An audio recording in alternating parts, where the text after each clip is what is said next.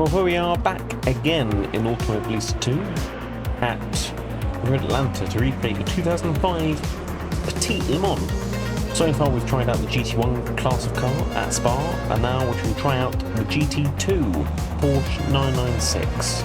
So let's see how we get on.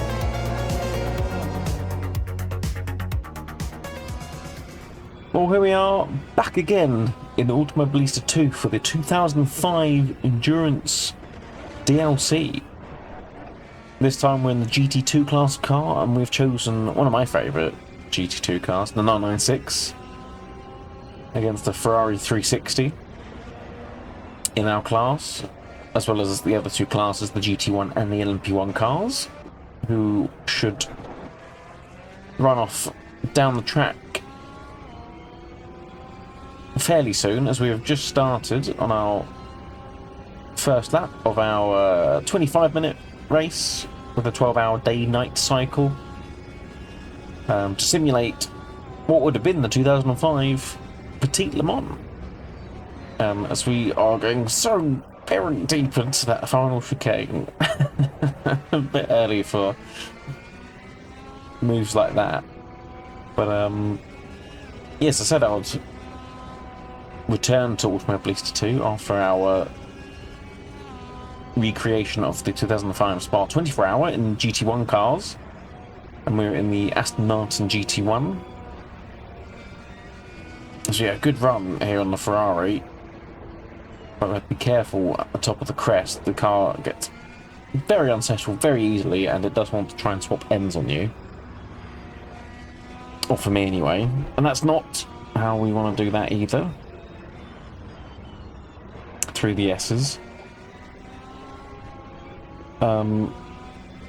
And as well as another improvement from our previous video, I've got the AI track to work, so now it feels a lot more immersive. I say this game is an incredibly pretty game. I think it's I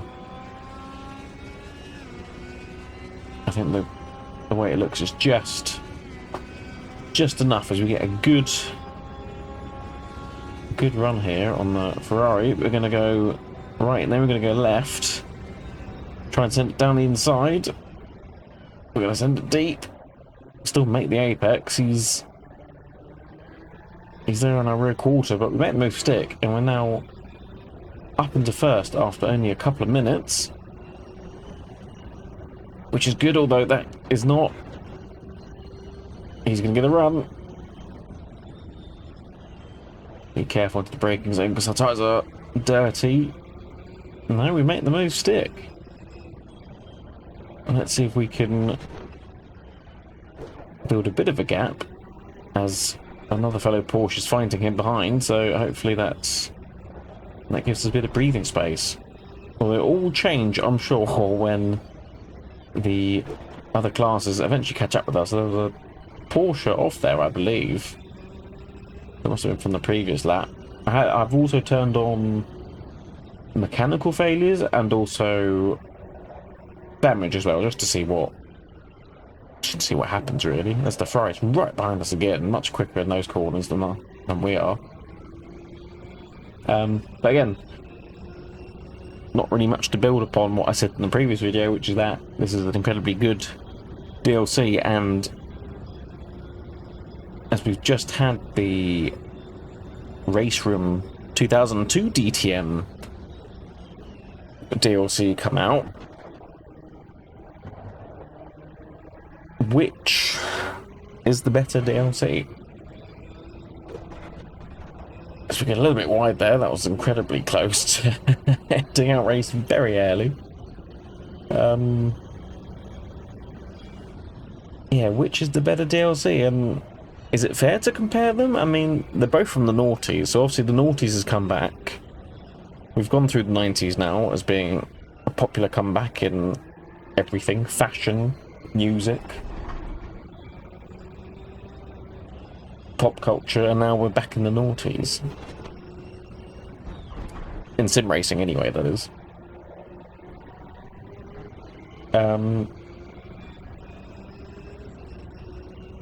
I mean, on balance, I suppose the endurance pack, you get a bit more. But again, it depends what your preference is. I like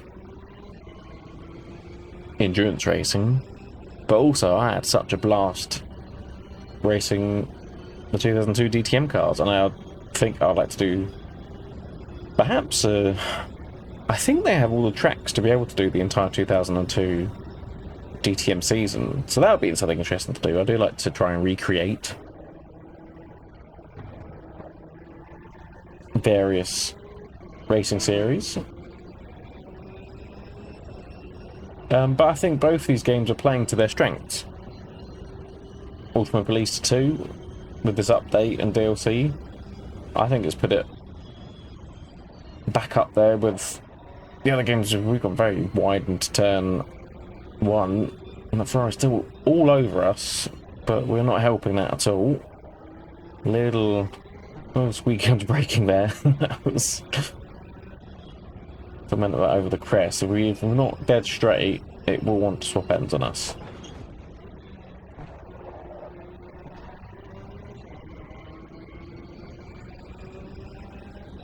Yeah, just chucking his car through the corners. It's such a brute. You wouldn't have thought so. You would think the GT1s would be sort of the heavier GT car, but this Porsche really, you can really got to take it with the scruff of the neck and manhandle it through the corners. It's brilliant. Absolutely love it. Whereas those DTM cars, they were quite dainty actually, and I say that was kind of what they were. The DTM cars sort of quickly became. Safari looked to make a move there into the chicane. Yeah, the DTM cars pretty much had the same handling characteristics as single-seaters, really, and they just had sort of a body shell over the top.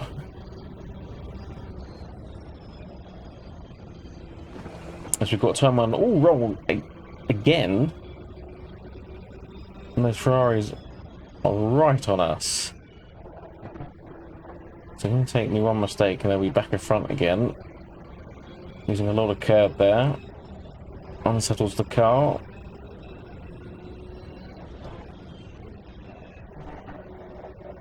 Okay, it's all about just using the right gears, getting the car turned in.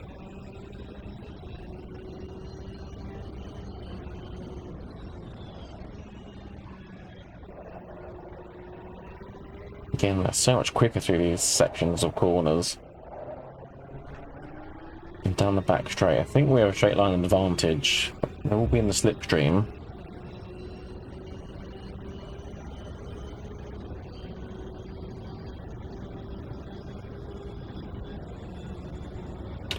Oh, I think I missed a gear there. Here he comes. Here comes the other one as well. Give him space, although... Oh, we've got blue flags now. This is going to make it interesting.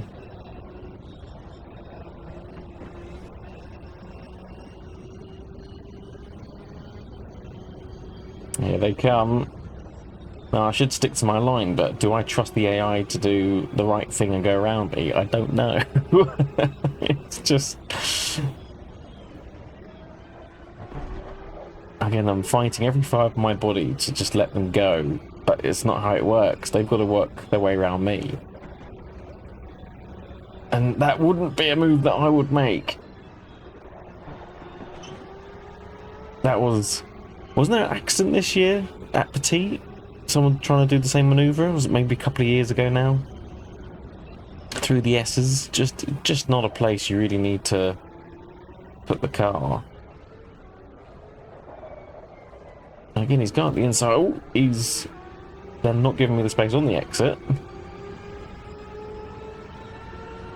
I don't think that would have been any more than a scuff, so we'll continue. We've now built a nice gap thanks to the traffic, although it could swing the other way, we all know that.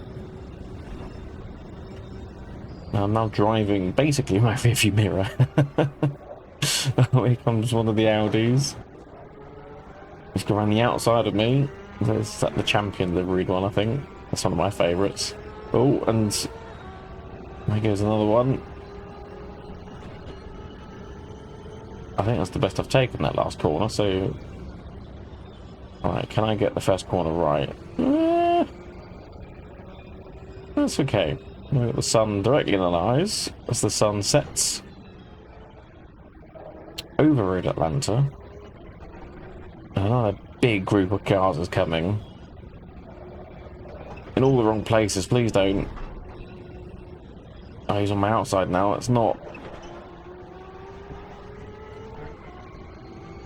I'm just waiting for one of them to take me out.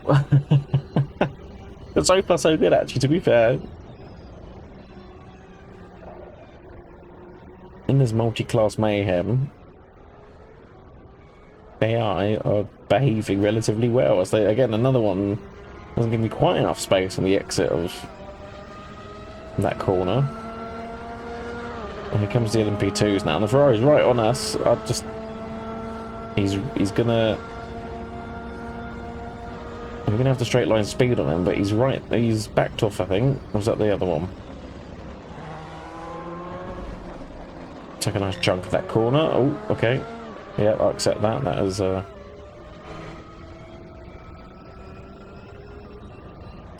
LMP2 there. I had to give him space. Compromised me, but we've got a nice gap still. Oh, there's another one, and then there's a whole group of them now. Oh no, no, no. We're offline, braking or turning. Okay, there goes one place, and there goes an Audi. So I had to join there, and there goes the other Ferrari. Okay, we're down to third. We need losers in front of us. And try and gather it all back up again. Hopefully there's not much more multi-class traffic to come through. I guess we've got the GT1s to come. Whether they'll get us in time in the 25 minutes. Maybe once, I suppose. But that was all come down. I go back to what I was saying about Automobilista and Raceroom playing to their strengths. Raceroom has a very heavily focused DTM content, as well as they also have, you know, the hypercars and other GT related content. And then Automobilista, again, sort of focusing heavily on GT racing, endurance racing.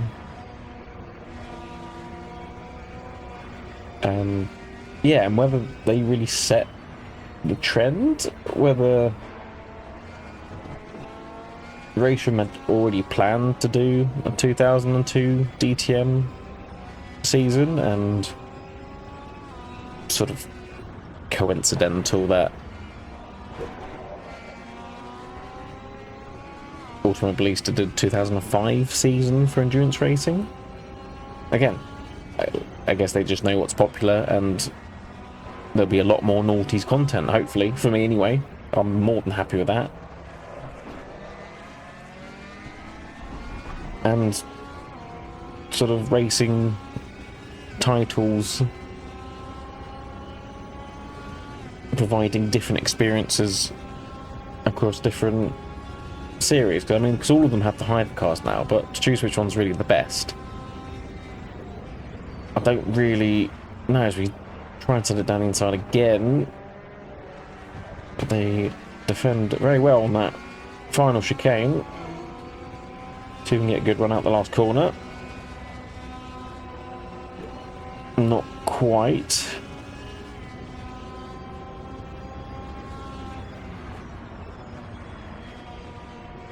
But yes, it's good to see. Oh, we get a massive run here. Can we keep it around the outside? I think we can. There we go. Alright, back up to second place. Time to go after first.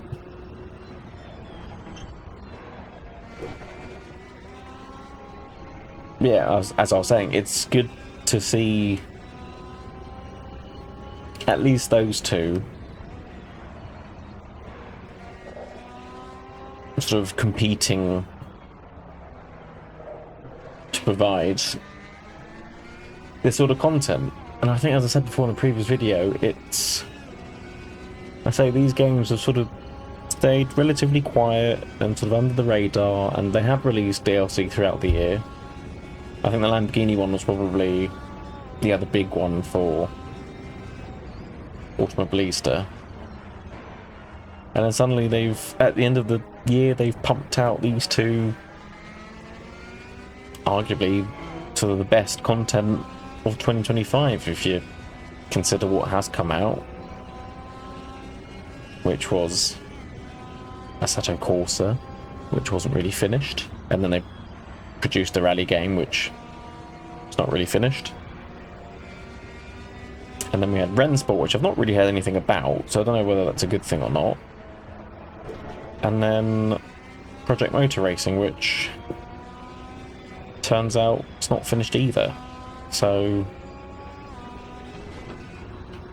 as long as these studios keep providing us with these quality DLCs, I think they'll walk all over these other... Are they AAA titles? I guess that's just a course, technically I'd consider a AAA title now for a racing game. You know, along with F1 and NASCAR.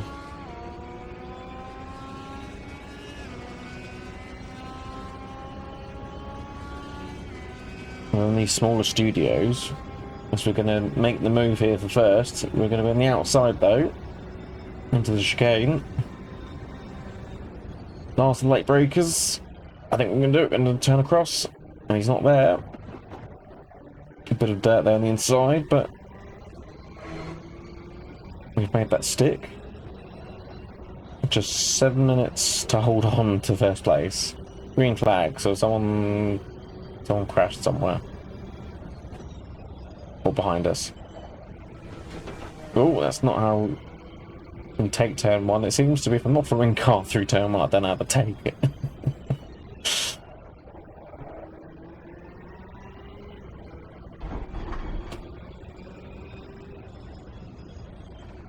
Yeah, if these other developers, smaller developers, just continue producing these quality DLCs, as I say, you just pick a season, sorry, you pick a year, and then you pick a series, and then yeah, you do the cars, and then you do a couple of tracks. And I said I'm more than happy to pay. Couldn't have been more than 20 quid for the Automobilista track pack and car pack. And for the DTM pack, that was €10. And then the tracks are about €4 each. So to get the whole season, you're looking at like maybe €35. Which, if you think about it, you know, F1 games, it's a bunch of tracks and all the same cars, isn't it? So for €35 to get a complete season, I wouldn't say that's too bad going. As we've got more lap traffic now, the LMP1's back again, lapping us for a second time? Or third time?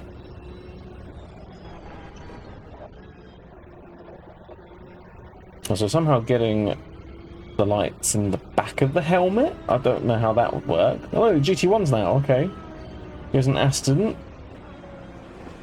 And a Corvette. It's yellow, must be a Corvette. So yeah, so they're going to lap us just once then. In 20 minutes, which isn't bad actually, lapping every 20 minutes or so. We've completely lost the second place Ferrari now, so it's just trying to keep it clean and on the road for the last 5 minutes. A little bit deep, but we kept it on the black stuff at least.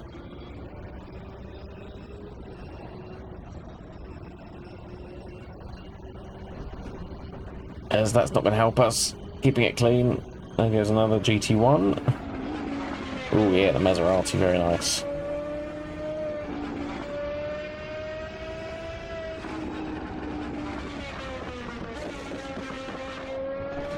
But yeah, this whole experience, I mean, just thinking about it now, like, we're in the lower class car, we've got all these faster and bigger cars in our mirrors flashing us to get us out of the way. I'm spending most of my time looking in my mirrors while trying to look in a straight line. I mean, like, the immersion is superb. Like, you always hear the commentators talking about, you know, the GT drivers or the lower class cars. As much as you think it's easy just for you to stick to your line and let the other ones drive around you, but it isn't. You're having to look in your mirrors pretty much all the time to make sure, you know, as that set of lights are, you know, car for position or a fast car, in which case do you let it go by or do you sort of defend the position? And again, you can't really let it go by. You have to stick to your line so you don't compromise your own race and just hope that the faster cars do the right thing. They will say as long as you're predictable, it helps, but there's a car that appeared out of nowhere there.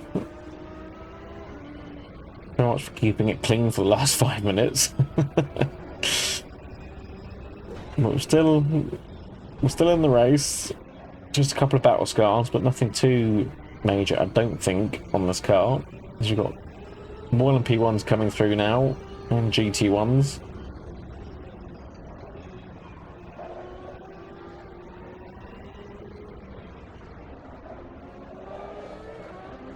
But yeah, honestly, I think this is the most immersed I've felt for a very long time in a racing game. I've got the track AI thing going. I've got LMP1s and GT1 cars flying around me. I'm in a Porsche 996.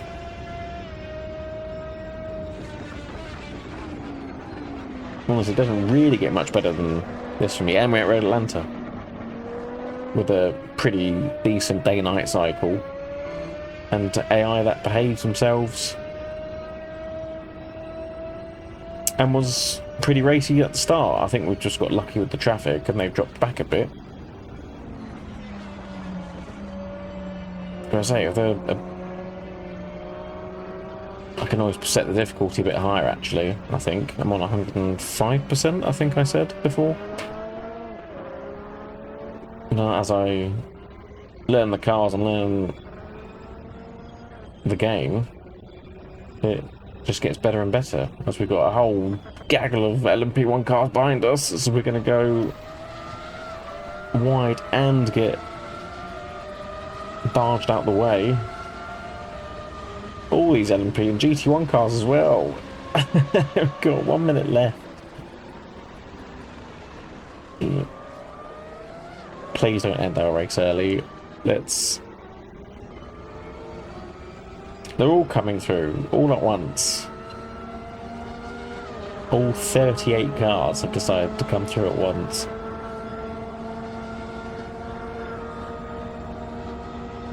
Right, whether this would be the last lap or then a white flag.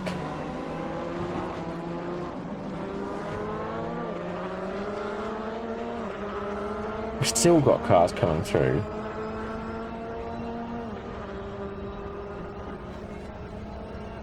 This must be what, like, Daytona and Le Mans must feel like for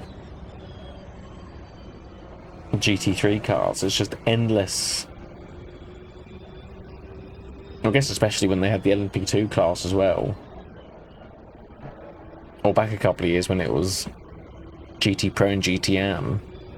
You're in a GTM car. Sure, technically your car's the same as the GT Pros, but you're not setting the as fast a lap time as the Pros were, so you'd just be driving in your mirrors all the time. That's absolutely Absolutely love it. This is just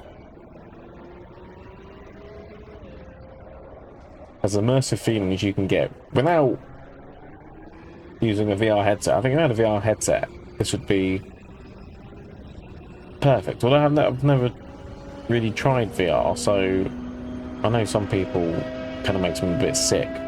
So with this track AI thing, I mean, it's sort of it's free software, and then it just uses your webcam to then track your face, and then it. So I've got it working for a test Corsair, and now I've got it working for this. It does require a little bit of setting up as we go wide again, and another nearly race ender there going off at that corner.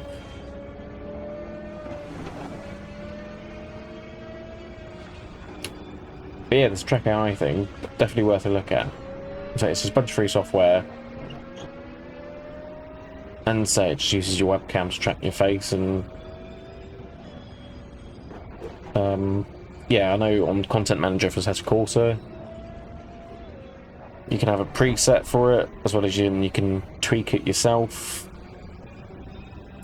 In a Automobilista, it's on the actual software that you can edit it. There's not really any way to modify it in-game.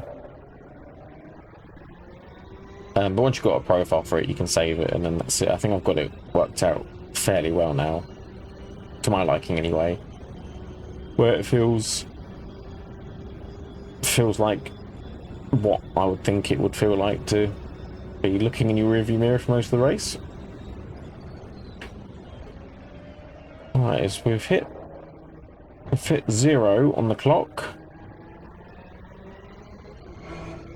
And we've got a blue flag for wherever this guy is. Oh, race over. Oh, there we go. I guess he was the leader then. So I would have had one more lap if I was ahead.